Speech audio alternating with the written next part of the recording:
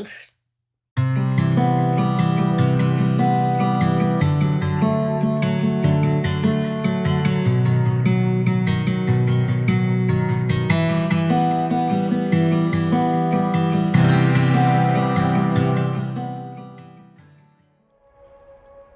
I'm always staring so hard, my eyes screwed up looking for something.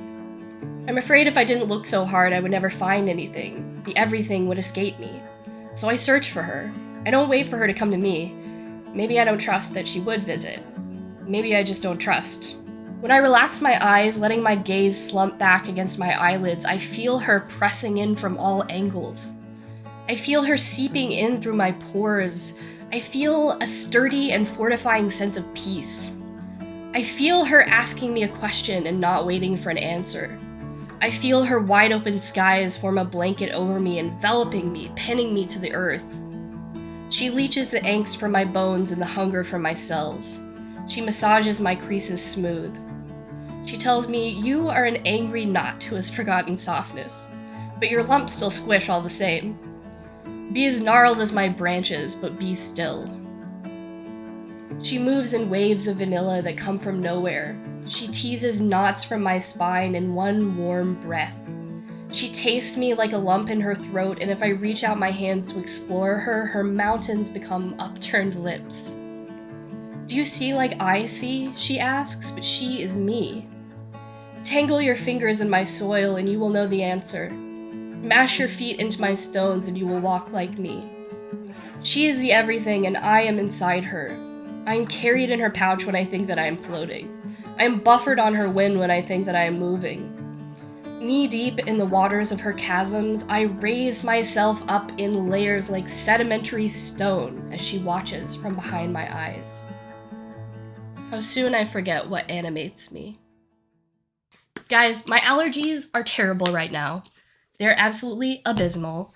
But I had to get on here and talk to you guys today because I feel like right now I am settling into a deeper level of creative flow than I even knew was possible.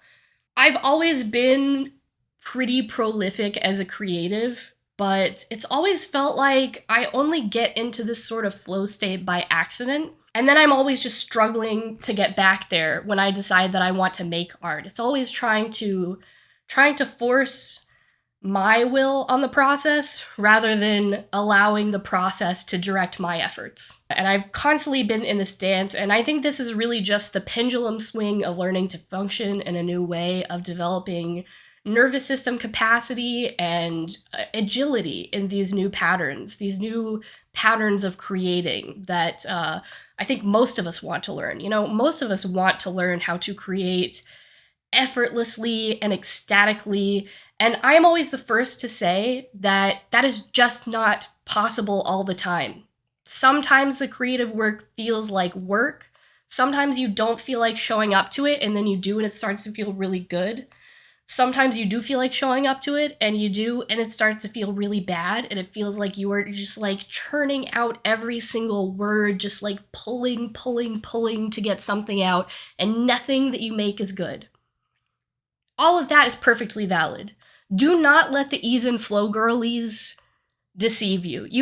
Things cannot be easy and easeful all the time. We did not come here into this reality of contrast, into this dualistic reality, in order to experience this flat, monotone experience of life. We came for contrast. We came for expansion and contraction. We came for highs and lows. We came for all sorts of experiences.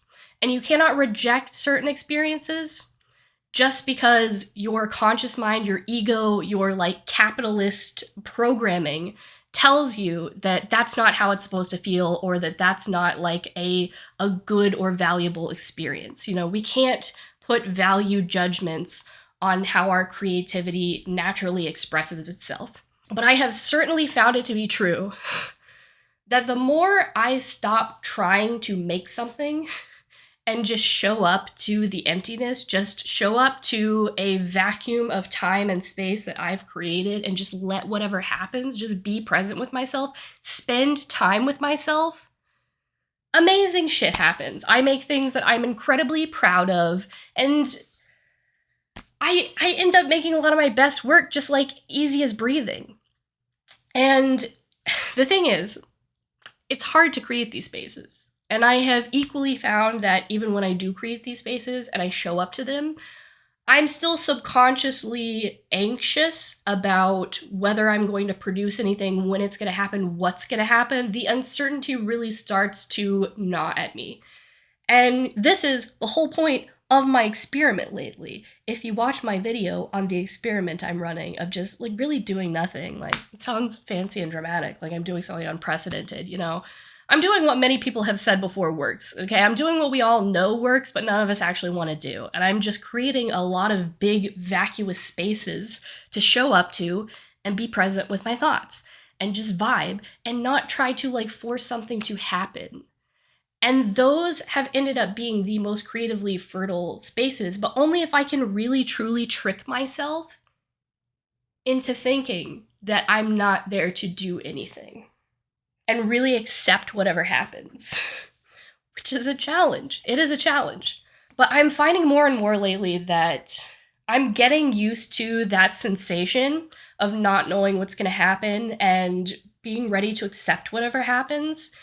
And I'm actually starting to crave that over like forcing myself into a routine or like spending a bunch of time scrolling apps or watching TV and stuff. I'm actually starting to crave the nutrition of these experiences.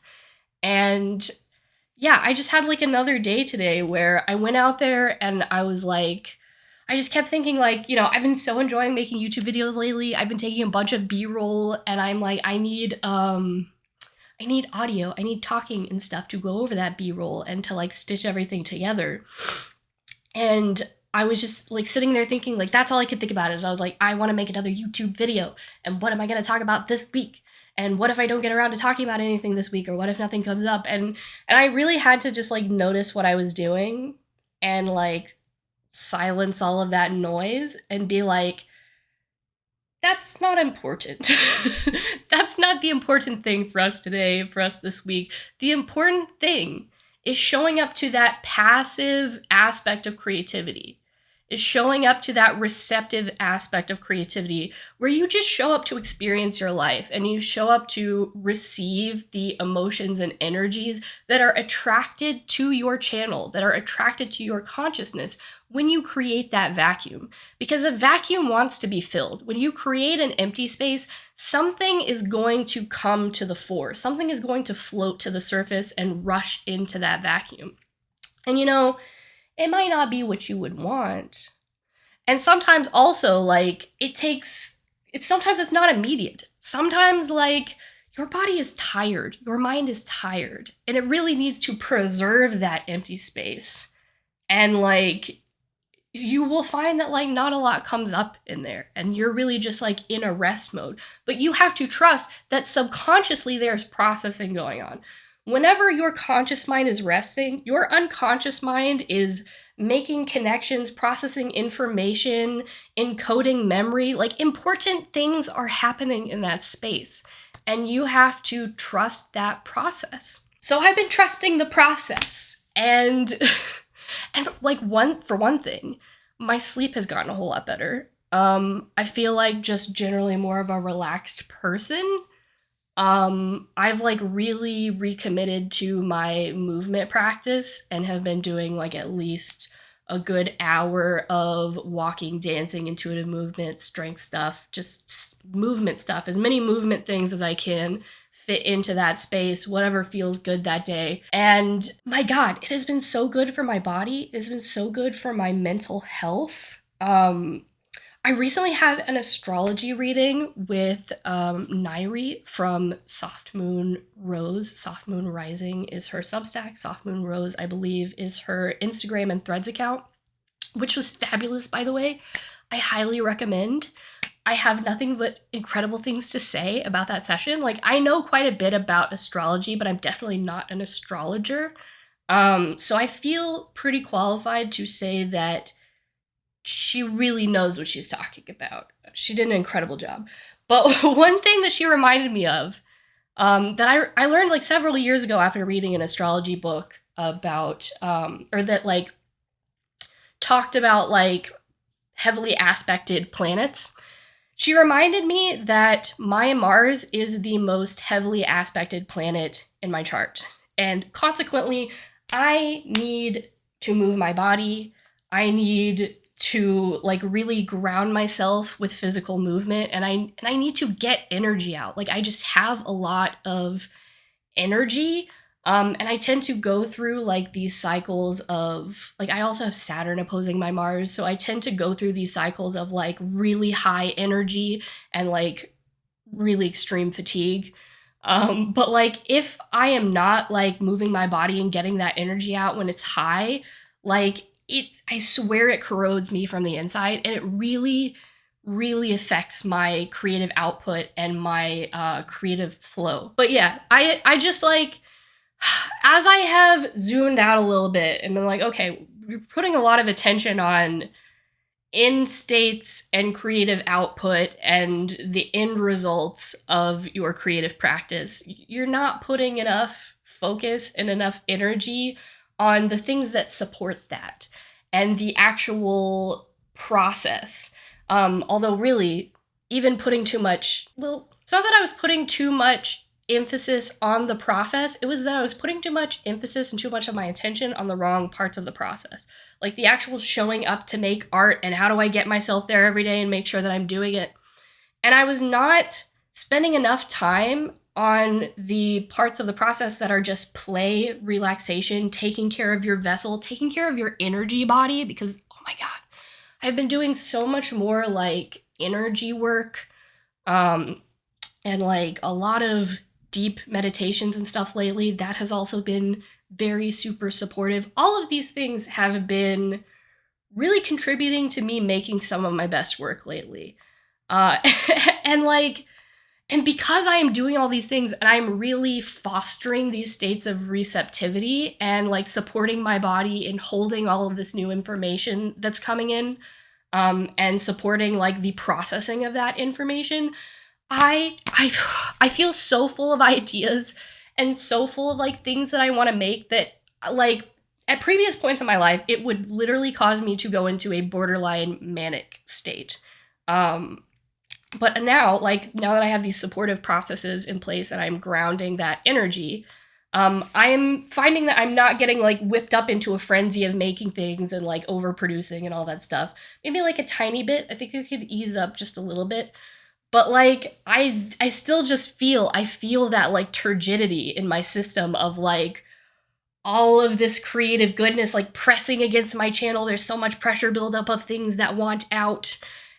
And like, but I do really want to emphasize that like it's not pressure in a way that I have felt it in the past, where it feels like I'm either like blocking, like I'm holding too much in, or like I'm not like off gassing enough energy. Like it definitely doesn't feel like turgidity in a negative way, like I have definitely experienced it in the past. It just feels like this very pleasant fullness, like after you've had like a nice full meal, um, where you're like not too full, but you're pleasantly plump. And like, I've really had to tell myself to just be patient, that like we will work through it. The ideas are not going anywhere. The stuff is not going anywhere. We'll get to take it all out. We'll get to play with all of it. Give it time. And also because I know that the way this tends to work is not all ideas that come into your creative channel are meant to be acted on by you. Sometimes they are just passing through and they are not an energetic match to your particular channel. And that's where like I'm talking about the off-gassing, where like some of those ideas need to be released. Some of those like energies and frequencies need to be flushed out of the system. Which like all of these are things that happen in that juicy receptive space whenever you create periods of rest and relaxation.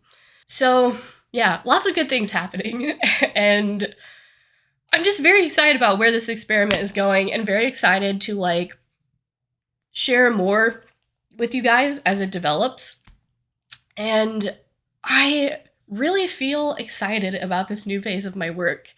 Because I had talked earlier in the year about how I've been going through this major transition. There has been like a major evolution happening in my work where I just can't explain it as anything other than like a new phase or a new era where I'm being attracted to different ideas, where different things are coming up for me to talk about, and just new energies. Like I really feel it on an energetic level of like I am dancing with different frequencies and entities than I was before.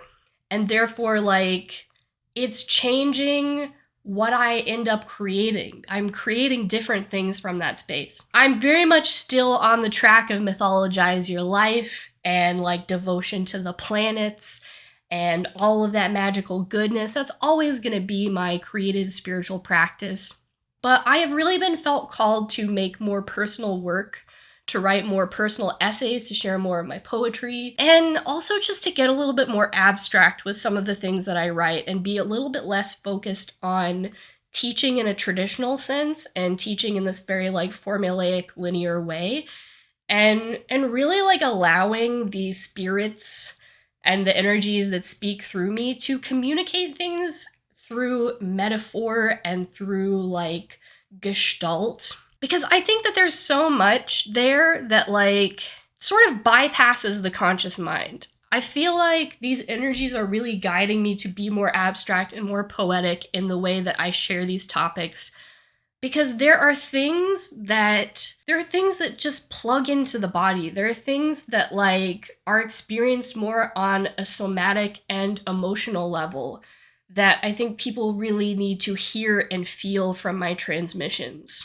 And honestly, I think I need to hear and feel them, because that's always been a big part of my practice. I've always been a big proponent of what Dr. Carolyn Lovewell, née Elliott, calls dream speak, which is speaking in rhyme and poetry and neologisms and sort of like, you know, the gooey gunk of consciousness that's not super logical and super literal, sort of moving away from a pragmatic expression and into a more like emotive form of expression. Because there are parts that don't speak to you in words. And in order for them to be translated into words, we have to sort of adjust how we see language and how we make meaning in order to communicate with these parts.